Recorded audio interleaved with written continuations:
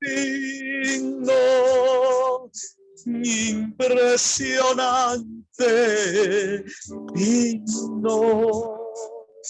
Solo ante ti yo me inclino. A mi adoración me inclino ante ti. No tengo nada para ofrecer.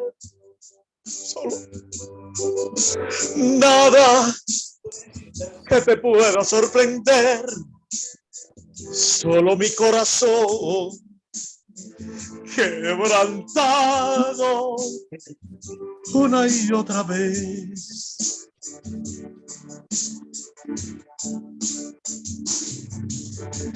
Nada que me enamore más.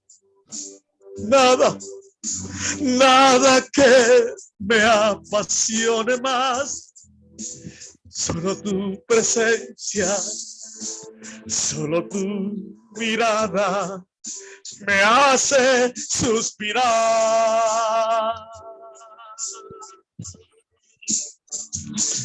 Me inclino ante ti, Rey que perdonas multitud de errores. Me inclino ante ti,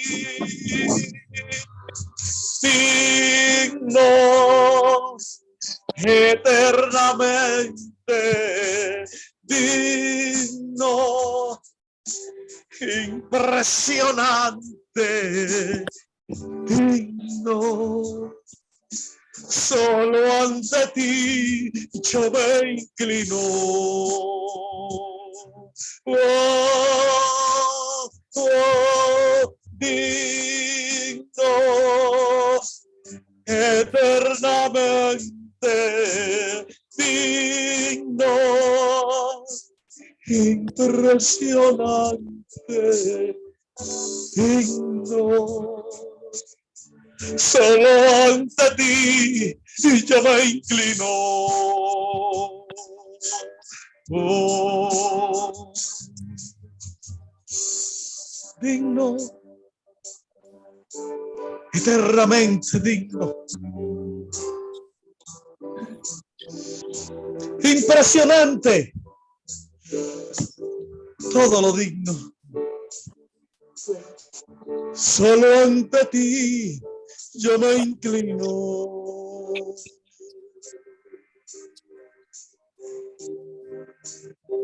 Digno,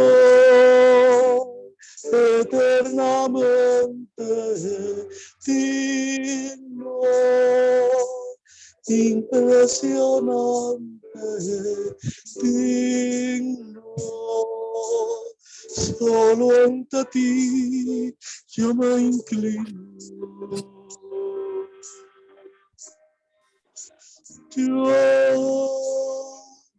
me inclino.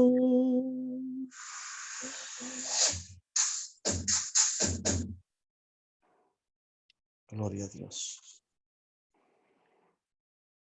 Santo Jesús. Santo Jesús. Dios, bendito Dios y Padre Celestial, Señor. Alabando su nombre, alabando su gloria, su majestad, Señor. Buscando su rostro en adoración, Señor, ahora. Unimos nuestros corazones en cadena de amor, Señor, para llegar hasta lo lindero de su reino, Padre. Buscando de la presencia del Santo Espíritu entre nosotros, que nos dé revelación del contenido de sus palabras, Señor, del contenido de estas cartas y estas cosas que se escribieron inspiradas, Señor, por su Santo Espíritu. Que ese Espíritu que la inspiró, que permitió su redacción, su escritura, y esa voluntad suya que ha permitido que llegue hasta nosotros en estos días, Señor, ese contenido espiritual de la misma se ha revelado en esta hora sobre todos mis hermanos y sobre mi propia persona, mi Señor. que haya revelación absoluta y total, comprensión, Señor, y que sea para nosotros un alimento para la transformación de nuestras vidas y aprender a manejarnos en el espíritu primero que en la carne. Esta es una hora suya, Señor. Esta es una hora suya que le dedicamos, Señor, a usted, dejando de todo compromiso, abandonando todo compromiso, Señor. Por eso queremos que la luz de su espíritu llegue ahora y nos enseñe, Señor, la verdad de su palabra. Se lo pedimos en el divino y santo nombre de Jesús de Nazaret, su Cordero Santo, nuestro Salvador. Amén y amén. Amén, amén y amén. Bueno, hoy vamos a concluir con el capítulo 13, que es el último capítulo de la segunda carta a los Corintios. Y siempre le he dicho que en la parte final de esas cartas se guardan cosas muy buenas, muy interesantes. Y por diosidencia, el hermano estaba interpretando una adoración, hablando de la dignidad del Señor, que eres perdonador de todas nuestras fallas. Y eso tiene mucho que ver con la clase de hoy. Vamos a tratar de ser lo más simple posible, de conformidad a lo que el Espíritu ha revelado y seguirá revelándonos.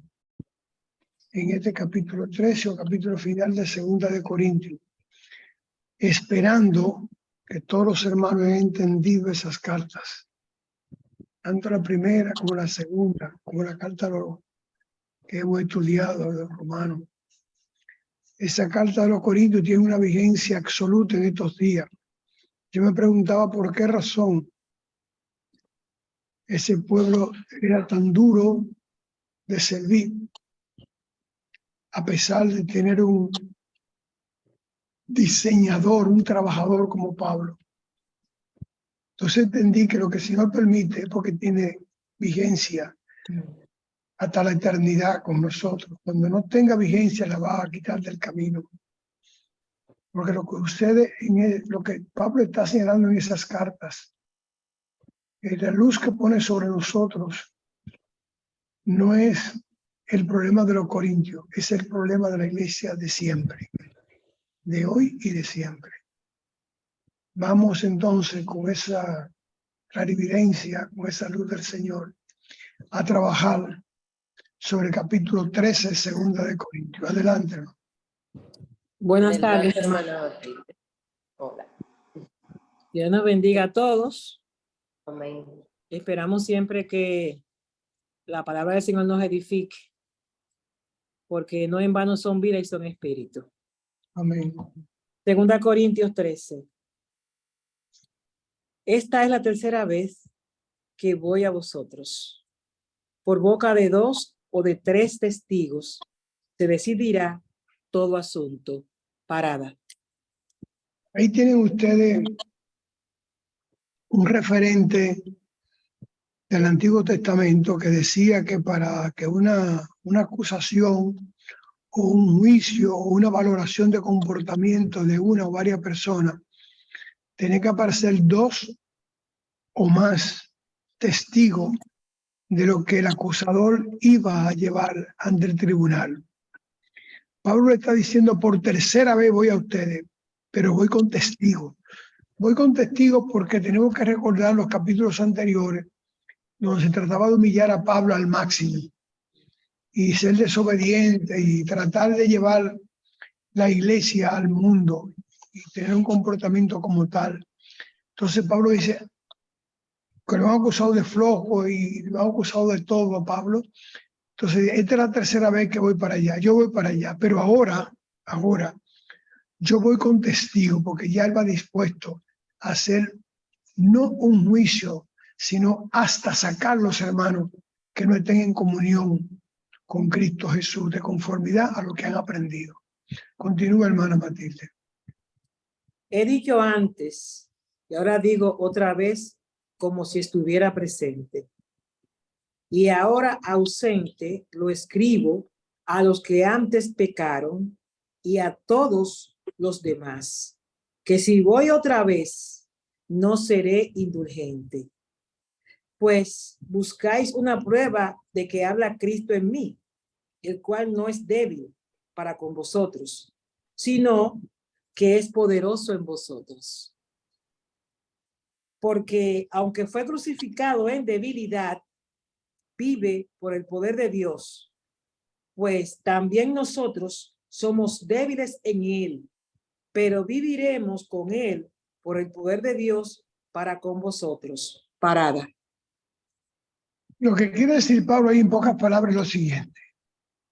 Ustedes dicen que yo soy débil y que por tanto Cristo no puede vivir en mí.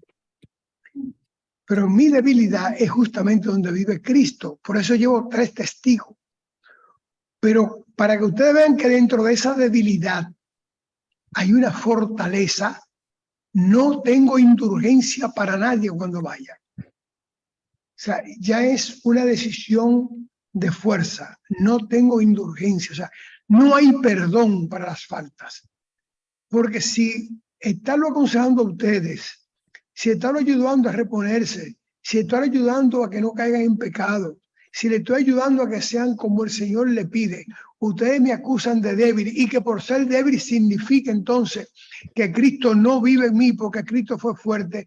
Debo decirle que Cristo fue fuerte, pero en su debilidad se entregó a nosotros y nos hizo fuerte con él a nosotros. O sea, Pablo está aquí haciendo un ejercicio de el comportamiento de Cristo Jesús ante nosotros, ante el mundo. Porque desde el punto de vista humano, Cristo era un flojo, era un débil, porque nunca se enfrentó directamente a nadie. A él lo enfrentaban, pero él no enfrentaba a nadie. Y además cayó preso, lo crucificaron y lo mataron. Entonces es débil. En esa debilidad de Cristo es justamente donde radica el valor, el coraje y la decisión de nosotros. Porque es en la debilidad de Cristo que nosotros nos fortalecemos. Por eso Jesús, cuando dice Pablo que 3 veces le he pedido al Señor que me quite esta enfermedad que tengo encima, como dice, este aguijón, me ha dicho, bástate mi gracia, que mi poder se hace fuerte, se engrandece ahí en esa debilidad. Entonces, eso es lo que Pablo le está diciendo a ellos. Ahora veréis el poder del Señor en la debilidad mía frente a ustedes. No tengo indulgencia con ninguno. El que tiene problemas de pecado, que se prepare, que voy con 3 testigos para allá para que hagamos juicio. Eso es lo que significa esas pocas palabras. Continúe, hermana Matilde. Examinaos a vosotros mismos si estáis en la fe. Probaos a vosotros mismos. ¿O no os conocéis a vosotros mismos que Jesucristo está en vosotros, a menos que estéis reprobados? Parada. Examináis a vosotros mismos. ¿Por qué le dice Pablo eso?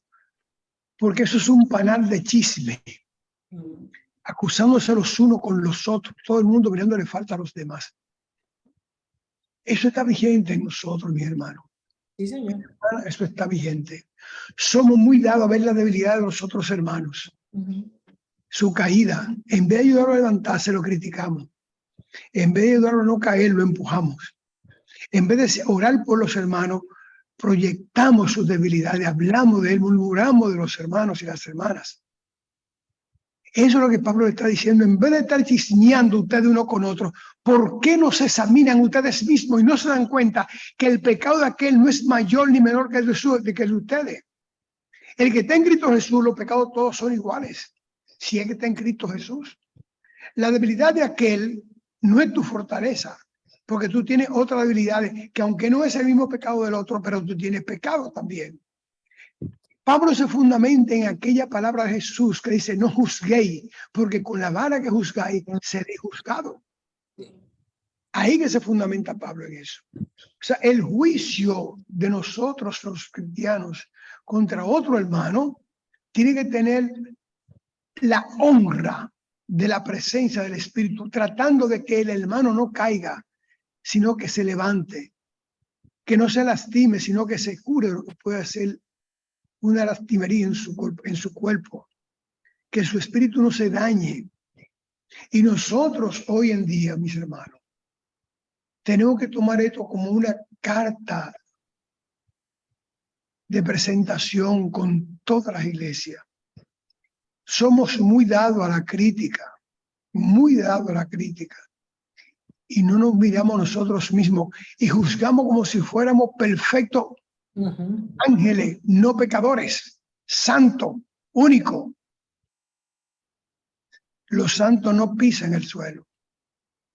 Los que pisan en esta tierra son pecadores o somos pecadores. Los cristianos solo somos perdonados, pero somos pecadores. Entonces, cuando usted va a hablar de una hermana, de un hermano, de un predicador, de un sacerdote, tenga cuidado. Tiene que ser un juicio de ayuda, de soporte, de alimentación, de fortaleza hacia esa hermana o a ese hermano. ¿Por qué? Porque usted es un pecador que lo está juzgando también. Usted también tiene sus defectos. Lo que pasa es que no nos gusta ver nuestros defectos. No nos gusta. Pablo diciendo, examínense ustedes mismos primero antes de yo llegar. Examínense para cuando yo llegue, no tener yo que señalarlo. Señálense ustedes mismos, pero no el uno contra el otro, sino el que tiene su falla a sí mismo es lo que llaman los marxistas autocrítica o examen de conciencia. Dicen los hermanos católicos, examen de conciencia. Eso hay que hacerlo. Y tenemos que vivir haciendo eso permanentemente porque vivimos cayendo en errores. Nos molesta cualquier bobería de un hermano, de una hermana. Cualquier bobería nos molesta. Es que siempre, es que tiene, es que ella, es que él. Y tú, y yo. Eso es lo que Pablo está diciendo. Si tú te sientes un buen cristiano, si crees que de verdad está en Cristo, examínate a ver si es cierto. Porque Cristo no criticó a nadie. Absolutamente a nadie criticó. Porque Él vino a perdonar, no a criticar. Y si Cristo vino a perdonar, nosotros también tenemos que perdonar. Señor, ¿cuántas veces debo perdonar las ofensas a mi prójimo? 70 veces. Toda una eternidad. Pero Jesús puede haber dicho, no, respóndele. Después de 2 veces que tú lo perdonas, lo manda donde tiene que ir. No. Jesús vino a perdonar, no a criticar.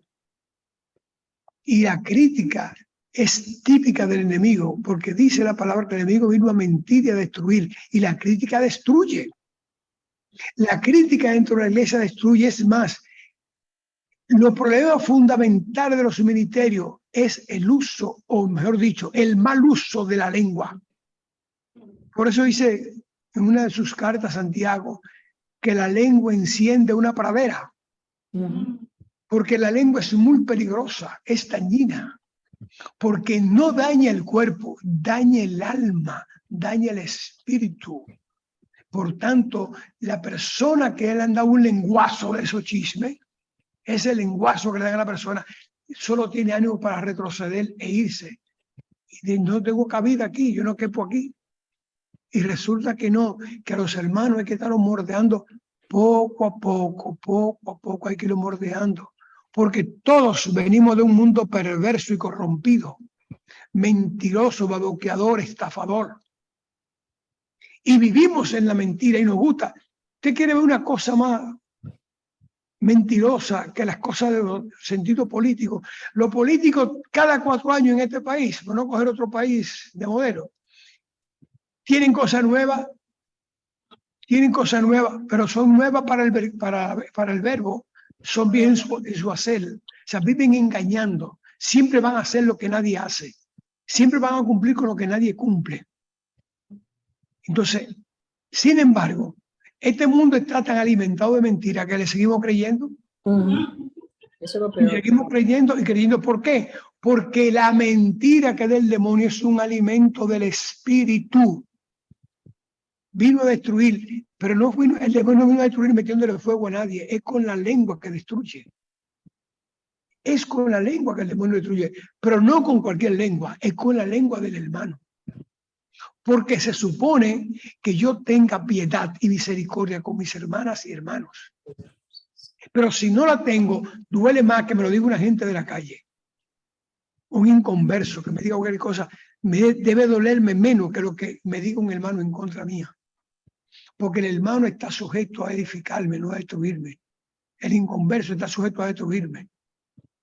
Entonces duele más la mala crítica, la mala lengua, el chisme, la discordia, la estafa, el engaño, la murmuración de un hermano que cualquier impío. Eso es lo que Pablo está diciendo. Ustedes que son tan chismosos, examínense ustedes mismos para ver si es verdad que están en Cristo de conformidad a todo lo que yo les he predicado. Continúa, hermana. Mas espero que conoceréis que nosotros no estamos reprobados. Y oramos a Dios que ninguna cosa mala hagáis, no para que nosotros aparezcamos aprobados, sino para que vosotros hagáis lo bueno, aunque nosotros seamos como reprobados. Parada. Qué cosa más hermosa. Pablo prefiere sacrificarse cuando dice eso. Y está diciendo, yo espero que ustedes entiendan que yo no estoy reprobado. O sea, que yo estoy en Cristo. Pero lo que espero de ustedes es que se porten bien. No para que digan que yo lo preparé muy bien, que yo le prediqué muy bien, que yo le enseñé muy bien, que yo he sido un maestro excelente con ustedes. No, no quiero esa honra para mí. Es para ustedes mismos. Es para ustedes esa honra, que ustedes entiendan que no es porque hayan aprendido de mí nada, sino porque ustedes son distintos, son diferentes. Yo no quiero lauros, pero sí quiero un buen comportamiento de ustedes. Qué cosa más hermosa. Él es que le enseña todo. Y si no digan que yo enseñe nada, solamente sepan que no estoy reprobado. Ahora, cuando ustedes examínense para ustedes mismos valorarse como buenos cristianos, como cristianos al fin. Porque el deseo mío no es ser aplaudido, es que ustedes no pierdan la fe y la salvación que han encontrado en Cristo Jesús. Eso es lo que dicen esos versículos que están ahí. ¿Por qué dice Pablo eso? Porque en esa época se acostumbraba a darle lauro al maestro. Habían pocos maestros, habían pocos predicadores. Y el mismo Pablo dice, yo soy de la escuela de Gamaliel. O sea, yo vengo, le está dando honra a Gamaliel, no le está dando honra a él. Le está dando honra a Gamaliel o se quiere dar honra a él. Porque ese es un modelo de la época. Todavía hoy hay un grupo de farsantes o un grupo de apetitosos sociales, de hambrientos sociales, de hambrientos culturales. Yo estudié en la universidad o sea, el prestigio de la universidad, no de ellos. Y no se dan cuenta que el prestigio de una institución no lo da la institución, lo dan las personas que en ella están. El prestigio de una institución depende de los componentes humanos de la institución, no de la institución en sí. La institución en sí no tiene valor, son paredes y palabras sueltas. El valor la dan los seres humanos. Entonces, el valor de una iglesia es idéntico. No me diga con quién, en qué templo tú te reúnes, en qué culto tú participas, quién es tu sacerdote. No me diga eso, dime quién eres tú para darle valor al lugar donde tú vas. Amén. Tú tienes que transmitirle valor al lugar donde tú vas porque tú vas ungido en el Espíritu Santo. Tú vas ungido en la fe. Por eso los cristianos no podemos fijarnos en hombres. Nuestra meta es fijarnos en Cristo Jesús. Porque el valor de la institución en la cual participamos no depende de la institución como tal, sino de la presencia nuestra y de los demás hermanas y hermanos. Eso es lo que Pablo le está diciendo ahí. Y eso hay que comprenderlo. Pero somos tan degradados que queremos coger valor con el valor ajeno. Yo me reúno, yo participo, yo voy a tal sitio. O sea, es un sitio de altura. Y no se dan cuenta que cuando usted dice eso, usted se está humillando. Usted no está ensarzando, usted se está humillando. Usted quiere ensarzarse con eso, pero usted se está humillando. Les voy a recordar algo que el Señor me revela ahora. En el terreno político, unos 30 años atrás, José Francisco Peña Gómez tenía por norma en sus discursos decir que él era amigo, que comió con fulano, con mengano, sentó en la mesa, con una serie de políticos europeos. Ellos son mis hermanos, son mis amigos, yo soy amigo de...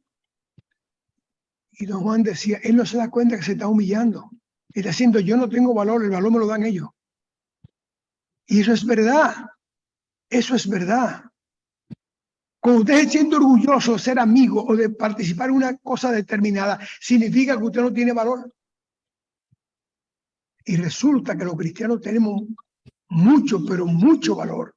Y donde quiera que llegamos, aunque no esté en una etapa de valoración de lo que estamos haciendo, nosotros valoramos el lugar donde llegamos porque llegamos como embajadores de Cristo Jesús. Usted es un embajador y un conciliador del hombre con Dios. Eso es lo que Pablo está diciendo en capítulos anteriores, que se lo está colocando ahora en el rostro cuando vaya al sur por tercera vez, donde ellos. Es de eso que está hablando Pablo. Y nosotros por eso no podemos predicar aislando los versículos y los capítulos. Esa es una carta entera. Entonces Pablo, eso es lo que le está diciendo. Si somos embajadores, donde quiera que vaya el embajador, coge prestigio el lugar. Un embajador que le coge con comer en un restaurante, le está dando prestigio al restaurante. Si le coge con ir a una X tienda a comprar ropa, coge prestigio a la tienda. Pero no, la tienda no le da prestigio a él, ni el restaurante le da prestigio a él le da prestigio. Entonces nosotros somos los embajadores de Cristo. Y como embajadores prestigiamos donde llegamos, porque donde se pisan nuestros pies, las huellas que deja ahí son las huellas de Cristo Jesús. Continúe, hermano. Amén. Porque nada podemos contra la verdad, sino por la verdad. Por lo cual nos gozamos de que seamos nosotros débiles y que vosotros estéis fuertes. Y aún oramos por vuestra perfección. Por esto os escribo, estando ausente, para no usar de severidad cuando esté presente, conforme a la autoridad que el Señor me ha dado para edificación y no para destrucción. Parada. Oigan como dice ahí, es diciendo, yo me alegro de ser débil frente a ustedes, pero me alegro más que ustedes sean fuertes. Ahora, si ustedes son tan fuertes, demuéstrenlo en el Señor, demuéstrenlo en Cristo Jesús. Demuéstrenlo cumpliendo con lo que yo les he enseñado y déjenme débil. Y esa fortaleza que ustedes tienen, ese coraje que tienen para criticar y accionar, úsenlo para elevar el nombre del Señor, el nombre de esa iglesia, que esa iglesia coja valor. Eso es lo que Pablo está diciendo. O sea, yo prefiero humillarme y ser débil antes que tener que ir allá con un látigo en la mano, porque ustedes serían más débiles que yo entonces. Si yo tengo que ir con un látigo, ustedes son más débiles que yo. Háganse fuertes, declárense fuertes, sean más fuertes que yo, pero en el Señor. Porque en la medida en que somos débiles, fuertes ante el Señor, en esa medida nosotros tenemos que entender que somos débiles también para comprender las cosas divinas. Porque la fortaleza en el Señor es no dejarnos arrastrar por el mundo. Esa es la fortaleza ante el Señor. Pero esa fortaleza es débil ante Él cuando se trata de estar enfrente de nuestro Salvador. No sé si me entiende la paradoja esta, pero es así. La fortaleza nuestra es que el mundo no nos arrastra y somos fuertes en Cristo Jesús. Amén. Pero cuando estamos frente a Cristo Jesús, entonces somos débiles. ¿Por qué? Porque tenemos que vivir aprendiendo de Él. Y todo el que aprende de alguien es más débil que el que le está enseñando. Eso es lo que Pablo está diciendo, y yo lo estoy traduciendo a ustedes en un lenguaje llano, muy dominicano. Continúa, hermano. Por lo demás, hermanos, tened gozo, perfeccionaos, consolaos, sed de un mismo sentir y vivid en paz. Y el Dios de paz y de amor estará con vosotros. Parada. Y el Dios de paz y de amor vivirá con nosotros. Ser fuerte, ser fuerte. Entonces dice, ayúdense los unos a los otros, contribuyan los unos con los otros, vivan en paz. En esa paz tienen que vivir. Mis hermanos, cuando nosotros no tenemos paz en nuestros corazones, la angustia que palpita en el espíritu es tan fuerte que nos bloquea el trabajo, la familia, todo nos bloquea. Una persona en angustia es una persona desintegrada humanamente, es desintegrada psicológicamente. Pero dice la palabra de Dios, no vivamos en angustia, vivan en amor, en el amor de Cristo. ¿Por qué? Porque el Señor, cuando partió de este mundo, y Pablo lo sabía ya muy bien, lo único que le dijo a los discípulos, o en lo final, las cosas que le dijo fue, mi paz os doy, mi paz os dejo, no como el mundo la da. ¿Por qué dejó Jesús su paz entre nosotros? ¿Por qué lo dejó? Por una simple razón. Para que el Espíritu Santo pudiese morar en nosotros.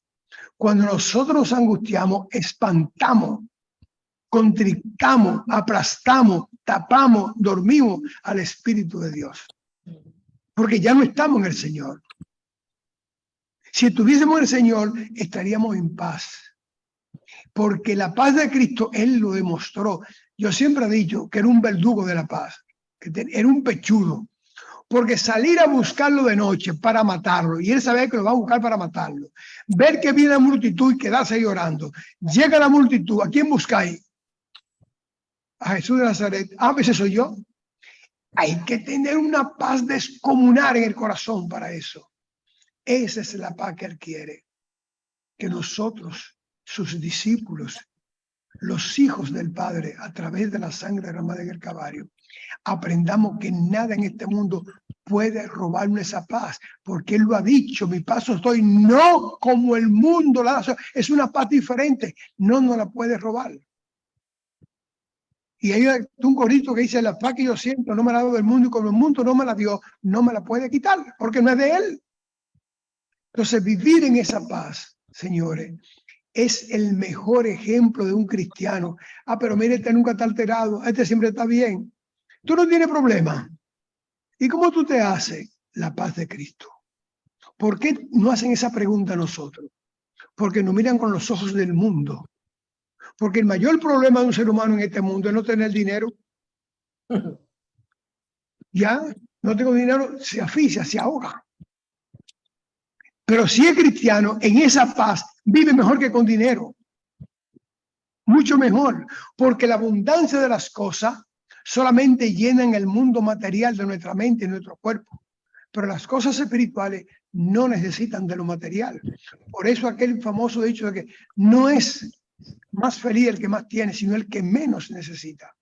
Y el que menos necesita es el que está imbuido en el Espíritu Santo, está lleno de la paz de Cristo Jesús. Continuamos. Saludaos unos a otros con ósculo santo. Todos los santos os saludan. La gracia del Señor Jesucristo, el amor de Dios y la comunión del Espíritu Santo sean con todos vosotros. Amén. Parada. Amén. Ahí está la comunión del Espíritu Santo sea con todos vosotros. O sea, vivir todos nosotros creyentes en comunión con el Espíritu Santo es un arma contra el mundo. Amén. Y poderosa arma contra el mundo. Vivir en comunión con el Espíritu Santo, nada me sorprende, nada me llama la atención, nada me preocupa, nada. Mi mundo lo dirige el Espíritu Santo que vive en comunión con Él. O sea, estoy junto al Espíritu que estuvo con Jesús. Y de la misma forma que Jesús se mantuvo sereno, así he de mantenerme yo en comunión con el Espíritu Santo. Dios le bendiga. Amén. Gloria a Dios. Amén. Micrófonos abiertos. preguntas, dudas, último día de este capítulo. Pueden preguntar del libro entero cualquier cosa, del capítulo, el segundo libro entero. Amén. No tenemos tiempo para eso. Bien. ¿Realmente el aguijón en la carne de Pablo era una enfermedad? Me gustaría Sí, saber. sí.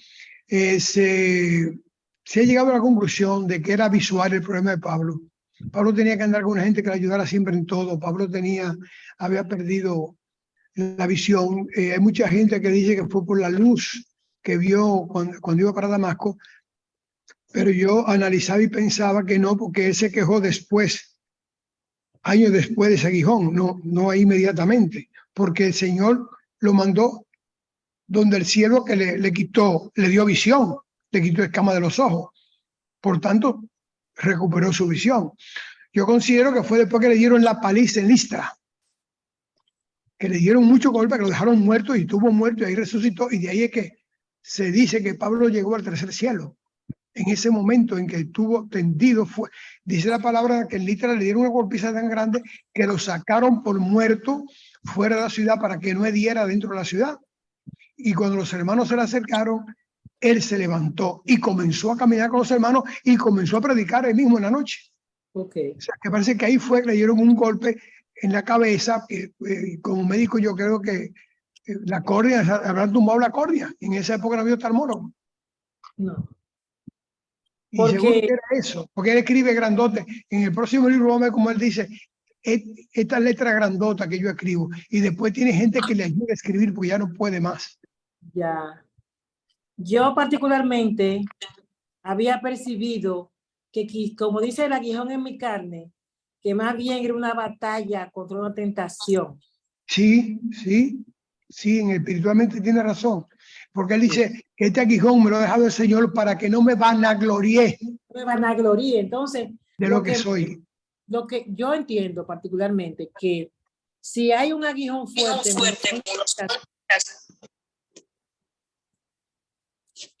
hola, No se escuchó. ¿no se escuchó? Y ahora se Ahora, escucha. si hay un aguijón fuerte, Un aguijón fuerte es una tentación, carnal. Es una lo que tentación.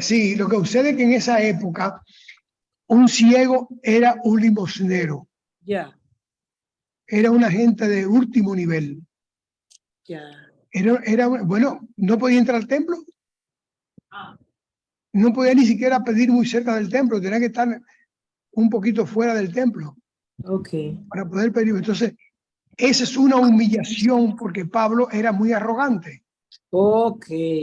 Pablo persiguió a los cristianos con mucha alevosía. Sí, sí, sí. Entonces, ese aguijón era para que jamás se vanagloriase de lo que él era. Y él dice, yo doy por basura todo lo aprendido. Pero te he dicho 3 veces al Señor que me quite este aguijón de la carne. Y me ha dicho, bástate mi gracia, que mi poder se fortalece en tu debilidad. O sea, le está diciendo, ahí humillado es que tú tienes valor. Si te suelto, te me va. Fíjese que Pablo siempre andaba con alguien porque él no podía caminar solo ya. Y él estaba muy limitado, sumamente limitado. Y como te decía ahorita, hermana, tuvo un periodo en que hubo que hacerle las cartas a él, no podía escribir ya, no veía ni las letras, ni grandes ni chiquitas. O sea, perdió la visión. Perdió la visión. Sí. Ya. ¿Quién más? Dani, Yo adelante. creo que la gran diferencia entre la divinidad y nosotros es precisamente que no somos perfectos y que estamos sujetos al pecado. Porque en un momento decía, bueno, pues si fuera santo, santo, santo, santo las personas, ¿qué lo diferenciarían de la figura de Dios? Así es. ¿Acaso Lucifer no quiso parecer totalmente a Dios y hasta sustituirlo porque era el mejor, el más bonito, el más elegante, el que tomaba todas las decisiones importantes después de Dios? Y entonces se quiso comparar a él y entonces ese aguijón, más que más que sea por tentación o por ceguera, tenía que ver más con un aspecto espiritual de que, imagínate, Humillación, con la sombra de Pedro se sanaban los enfermos. sí, de humillación, eso lo humilló. ¿Cuántos cristianos de alto nivel van pasando por el lado y la gente se sana con su sombra ahora, en este momento? Sí, Es una reflexión que yo hago mucho. eh, eh, eh, estos grandes oradores que se dice que sanan miles de gente en esos grandes escenarios. eh, Este señor que murió los otros días, un pastor africano que murió a los sí, 56 años. Y Joshua. La Natalie Goodman, ¿cómo es? ¿Cómo que se llama? Se Stevie llamó. Joseph. Stevie Stevie Jobs, Stevie Es la Joseph. señora, esta que, que decía que caminaba en la presencia del Espíritu Santo todo el tiempo. Natalie Goodman. Catherine Kuhlman. Catherine Kuhlman. Catherine Catherine. Goodman. ¿Cuántos Catherine hay ahora en el país, en el mundo? Es decir, y llegar a este nivel de la comunicación con el Espíritu Santo para que con la sombra de uno se curen los enfermos. Eso está Hay que tremendo. estar muy humillado. Hay que estar muy humillado. Creo que una de las clases estuve hablando sobre eso, porque muchos hermanos van a decir, yo fui, oré. Un momento. El Señor me mandó, Amén. pero no yo fui. Y Claro. estando aquí yo le puse la mano, cuidado con eso, usted no puso ninguna mano el carajo. El Señor ungió con mis manos. Pero ¿por qué que nosotros estamos llenos de arrogancia de la carne? Y eso nos limita en la presencia del Señor. Hay gente que cuando entra a la iglesia y ni mira a los hermanos. Cuando van a predicar, están derechitos, como que llegó. Me acuerda mucho de una misa del Papa, que todo el mundo se pone de pie, él va derechito, no saluda a nadie, y nadie lo saluda a él, y termina, y se va en un rincón y se acabó. ¿Qué cosa es esa? ¿En dónde está la humillación? Eso es puro judaísmo, del bueno. Porque el dueño de esta fe, quien creó esta fe y no la dejó, anduvo por las calles y los mercados rozándose con todo el mundo. Y ahí tenemos pastores que lo que hacen es una película, una escenografía, una cosa, y eso es grandísimo. Ahí no hay humillación. Pueden tener los dones, pero no tienen humillación. Y el Señor lo ha dicho, veremos sorpresa en el cielo. En el cielo hay sorpresa. ¿Cuáles son? Él no la dijo, usted y yo. Prefiero hacer lo que dice Pablo, vivir humillado en el Señor. El Señor me ordenó, el Señor me reveló, el Señor me guió, el Señor me inspiró, el Señor me dio. No yo.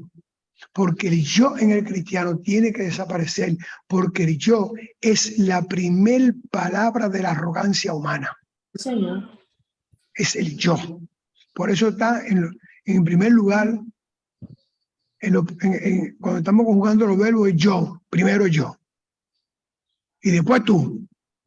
O sea, y eso es fatal. Hay que hablar del Señor Jesús, nuestro Señor Jesucristo, el Padre Celestial.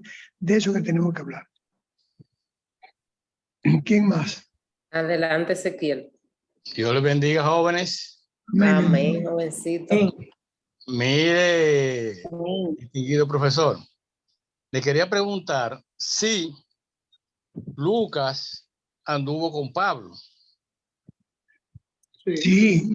Entonces, la pregunta tiempo. es, Lucas comenzó su investigación de la doctrina cristiana antes de unirse a Pablo, o al unirse con Pablo fue que se le encendió la necesidad de investigar la doctrina cristiana. Después que conoció a Pablo fue que comenzó a investigar. Fíjate que la mayoría del libro de los Hechos se lo dedica a Pablo.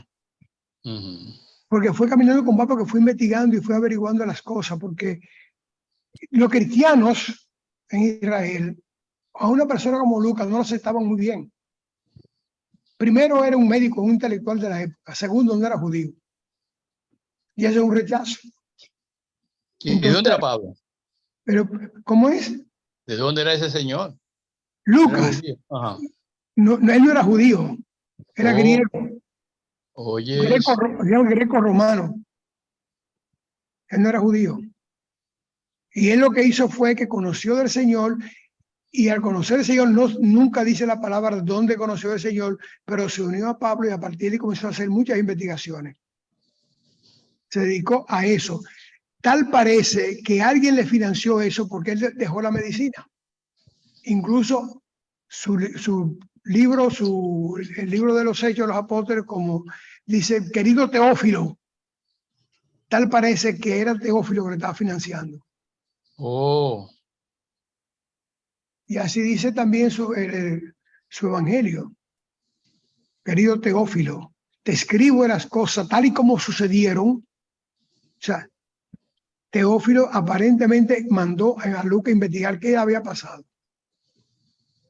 Después que Lucas bien. conoció al Señor, estuvo hablando con Teófilo y parece que lo envió para eso. No hay datos concretos sobre eso, pero por la forma de él escribir, tal parece que sí, que fue, porque fíjate que la carta de Pablo van dirigidas a las iglesias. Ajá. El evangelio de Lucas no va a ninguna iglesia, va a Teófilo. El querido Teófilo. O sea, una persona, porque lo de él es investigación. Ah, bueno. Gracias, Señor. Ha sido un placer. Ajá. Sí. Adelante, Bella. Sí, bendiciones, bendiciones y buenas noches a todos. Amén. Cuando ya te de día, muchacha. Un placer, me gozo cada vez que te escucho hablando, Ezequiel, y a los demás. La inquietud, pregunta o reflexión que me gustaría que se hiciera es a propósito del tema de la humildad que debe caracterizar el cristiano. Es con relación a esos grandes predicadores que andan por diferentes países promocionando unas conferencias multitudinarias y grandes concentraciones que tienen, por ejemplo, toda una estructura, ¿verdad?, económica, publicitaria, para montar, ¿verdad?, todo eso, incluso se promocionan en los países que van a ir y hay toda una estructura y todo aquello montado.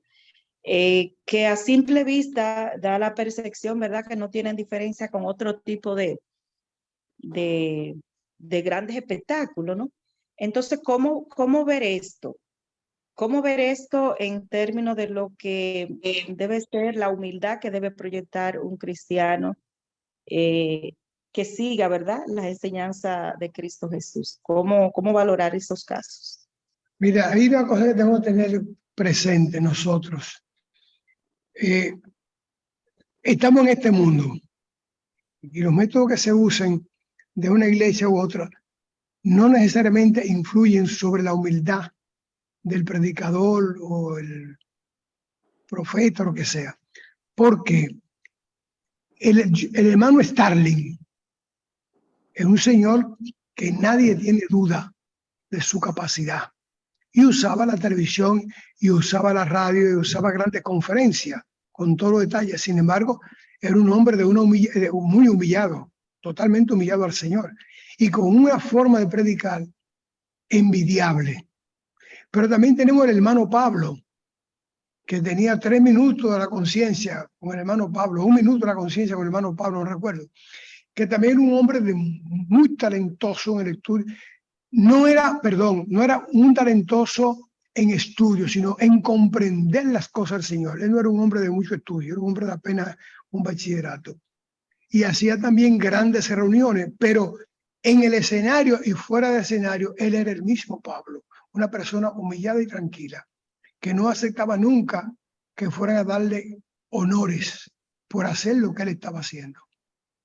Recuerdo una entrevista que decía, si yo acepto honores de los hombres, le estoy quitando el honor a Dios. Y eso es muy importante porque el medio que se use, bueno, hay que usar la televisión, hay que usar las luces en estos tiempos, cualquier cosa que se use, no debe uno confundir el método de trabajo con el maestro del trabajo.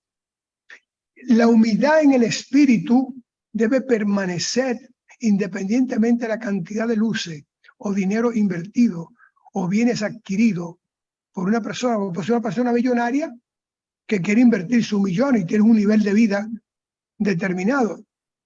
Y en ese nivel de vida desarrolla su ministerio, pero debe ser humilde, no arrogante, porque lo que nos separa a nosotros del Señor es la falta de humildad, no el método empleado, sino la falta de humildad, aunque el método parezca que lleva en sí mismo algún nivel de arrogancia.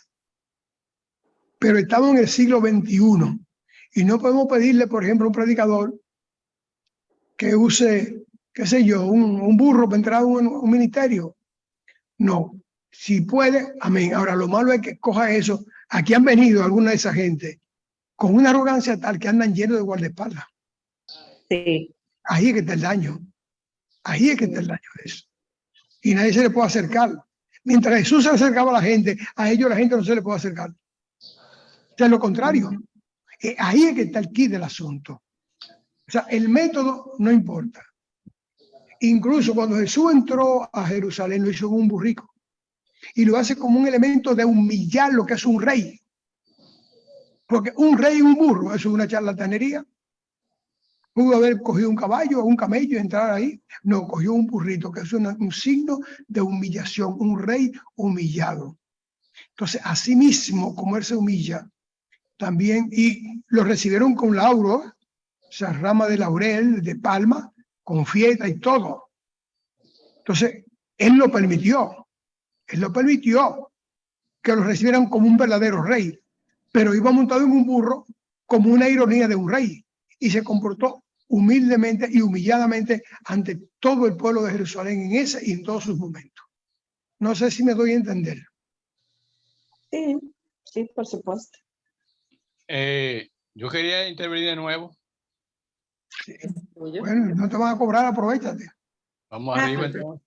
Meyer Nazaret y los demás hermanos, yo me gozo mucho y me da esa alegría cuando van unos predicadores, unos misioneros que están en Haití, que han estado en Haití, y unos que están ahora en Sudamérica, que tienen para llegar a donde están predicando, tienen que estar 12 horas en una canoa por el Amazonas. Sí. Esa gente viene a recoger fondito, iglesia por iglesia, para irse a llevar la palabra. Y no le veo ningún guardaespaldas. Y quizás tiene más mérito. Tiene más aquí mérito ni allá, ni aquí ni allá. Ni un aparataje. Ni un aparataje ni nada. Porque si el Señor manda, Él respalda. Yo recuerdo una vez que yo también estuve atajando gente una vez en una concentración de eso para que no subieran, porque ahí estaba el siervo de Dios predicando. Sí. ¿Tú te acuerdas aquella vez, Sí, Nazaret? sí, Que fue claro. grandísimo. Porque hay que tener orden, pues no puede estar en desorden, pero también hay que entender que hay que humillarse ante el Señor. Y el que se dedica, el que el Señor le da el don de dedicarse a ese tipo de actividad, debe tener el temple de saber que Él representa al Señor ahí. Y la gente va porque cree que Él está en el Señor y que lo puede ayudar en algo. Van a buscar sanidad, van a buscar bendición, algo van a buscar. Y eso es lo importante de todo eso. Yo, por ejemplo, déjame decirte, dime, hermano, dime. Lo que yo creo es que una persona, un predicador, que lleve la palabra, si tiene que además llevar la palabra, tener guardaespaldas, el Espíritu Santo no anda con él. No, porque andan los guardaespaldas. Ahí están los guardaespaldas. Porque no anda en fe, porque no se entrega, no se suelta en fe. Están con guardaespaldas. Están con guardaespaldas. Eso es así. Y el que tiene miedo que lo maten en un ministerio tiene que retirarse, porque Jesús murió en su ministerio y fue matado. No fue un infarto que le dio. O sea, que tiene temor que se retire. De eso se trata este asunto. ¿Quién más?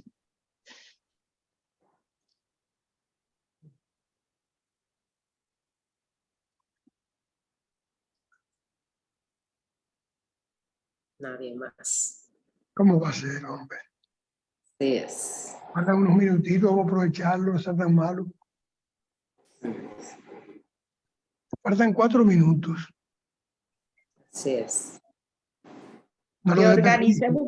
organicemos un encuentro, Muy una clase encuentro. presencial. Una clase Ah. presencial puede ser. Ah, yo corroboro como el diputado. Aunque sea dentro de un mes. Bueno, organícenla. Organícenla. adentro. Con eso. Buenas noches, Dios le bendiga a todos. Dentro de un mes, no, dentro de una semana, dentro de 2 semanas, para que yo pueda estar. Ah, muy bien. Ay, qué bueno, sí. Ay, sí, puede ser esa el elemento que Gracias. motive, Marlene. Dios, Bueno, organícenlo que yo voy. Para mí es un placer compartir tiempo con ustedes. Siempre ha sido un placer. Muy bien. Sí. Entonces vamos a orar.